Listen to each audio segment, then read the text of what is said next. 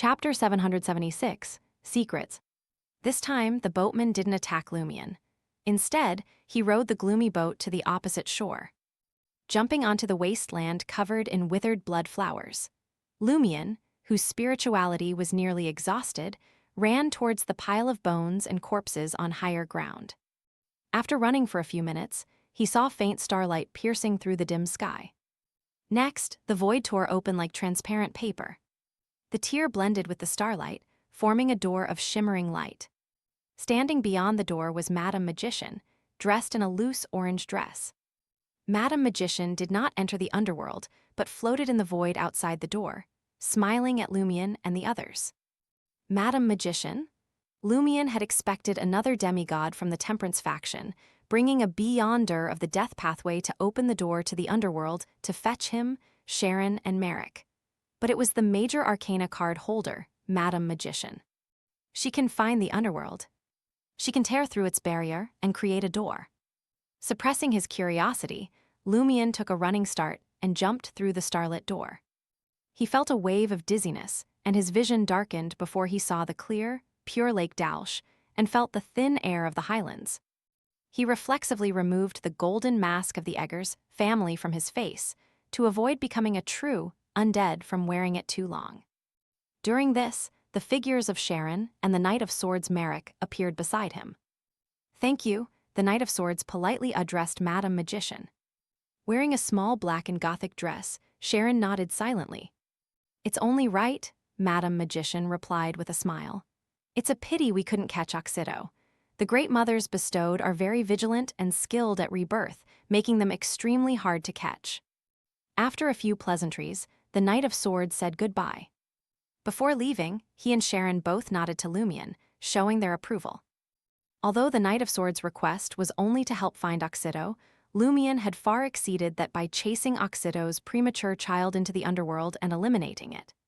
In return, Sharon, despite being injured, helped Lumion control the goat-faced demon, giving him a chance to defeat it and take the abscessed hand's half-body.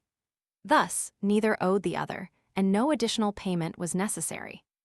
Of course, establishing a friendship and deepening his connection with the Knight of Swords was an added bonus. After Sharon and the Knight of Swords left, Madame Magician looked at Lumion with a teasing smile. "Wondering how I found the underworld? For a high-ranking member of the Apprentice Pathway, the underworld is just there. There's no question of finding it. Even if hidden, we can easily locate it by observing the gatekeepers and master the ability to summon a door to the underworld. But I didn't summon it, I just opened a door." "Then why did you say I had to wait for an opportunity to enter the underworld?" Lumion asked reflexively. "As Mr. Fool's Angel of Stars, couldn't you just open a door to the underworld for me? What opportunity was there to wait for?" Madame Magician chuckled. "Could you have retrieved part of the abscessed hand's body if I had sent you to the underworld back then?" "No," Lumion answered softly. Not only would he fail, but he might also die instantly from illegal teleportation. This time, with guidance from the Temperance faction and the help of a demigod, he had a chance to take the abscessed hand's body from the goat-faced demon. Of course, the risks had also increased significantly. "I sensed an opportunity and advised you to wait," Madame Magician said sincerely. "Not all abilities can be repeated. Not using them, and using them to change one's state directly, is very difficult." Lumion didn't dwell on it, recounting his experiences in the underworld with Sharon and the Knight of Swords. Madame Magician listened attentively without interrupting, sometimes showing a thoughtful expression. "What secrets are hidden in the body of the second epoc's goddess of harvest?" Lumion asked at the end. Madame Magician replied, shaking her head, "I don't know." She paused for a moment before adding, "There are things I hadn't planned to tell you so early because it's not good for you. But since you've merged with Umbella's bloodline and experienced the underworld, I can share a bit. Do you remember the relic of Umbella I mentioned?" "Yes," Lumion said, one of his reasons for merging with Umbella's bloodline being the hope of briefly using the Grade 0 sealed artifact formed from the relic. Madame Magician continued, "Do you know where it is?" Before Lumion could shake his head, she answered herself, "It's in the New City of Silver." New City of Silver? The Church of the Fool's headquarters. Lumion thought of the giant-like beings that made him feel like a dwarf. Ombella's relic is a Grade 0 sealed artifact of the Church of the Fools in New City of Silver. Madam Magician pondered for a few seconds before saying, "First, you need to understand a piece of mystical knowledge.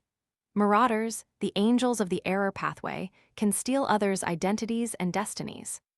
In other words, someone whose identity and destiny are stolen will no longer be recognized by their parents, spouse, or children, gradually becoming rejected by fate." Lumion recalled the substitution spell in the inevitability domain, which also involved one's identity and fate. Though different from Madam Magician's description and on a much lower level, it helped Lumion understand her words. Seeing he had no questions, Madam Magician continued.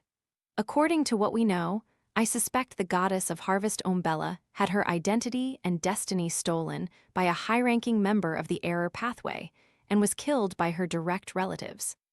Up to this point, it sounds like nothing more than a horrific cons original, but think about it. Why would the body of the goddess of harvest, killed by her direct relatives and robbed of her identity and destiny, end up in the former city of Silver, not silently in a battlefield corner? And more strangely, the ancestors of the city of Silver knew it was Ombella's body and her true identity. At the time, the steal effect was still present. Lumion sensed something amiss and frowned. What's the city of Silver's records or speculations on this? Does Ombella's body contain Beyonder characteristics? None, Madam Magician answered firmly. The city of Silver's records are sparse due to the ancient sun god's rule in the third epoch, but their ancestors mentioned that the goddess of harvest walked to the city of Silver on her own. Heh heh. Strange, right? You'll understand more when you can temporarily use that Grade 0 sealed artifact. Now is not the time. This confirms that Ombella held significant mysteries. Lumion asked cautiously, what did the goat-faced demon mean when it said I had taken the egg for myself? Madam Magician gazed at Lumion for a moment before saying, there's no change in your body, but I temporarily can't confirm whether it's the same for the egg. It'll need some observation.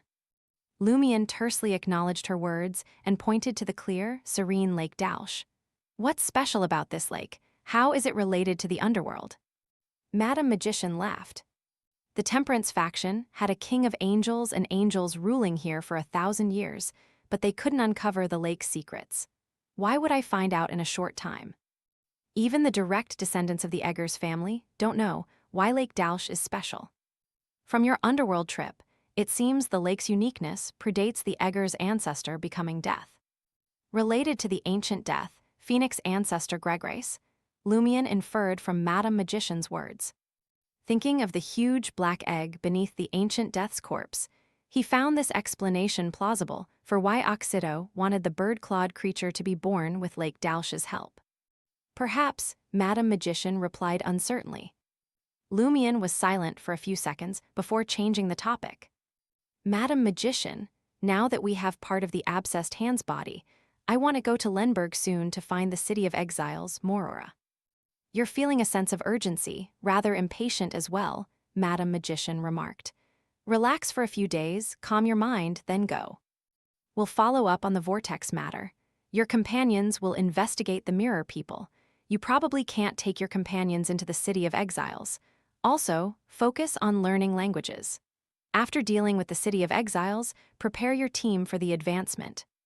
All right, Lumion agreed, feeling he needed to adjust his state. Trier, Quartier de la Cathédrale commémorative, apartment 702, 9 Rue Orsay. Lumion reunited with Franca, Jenna, and Anthony.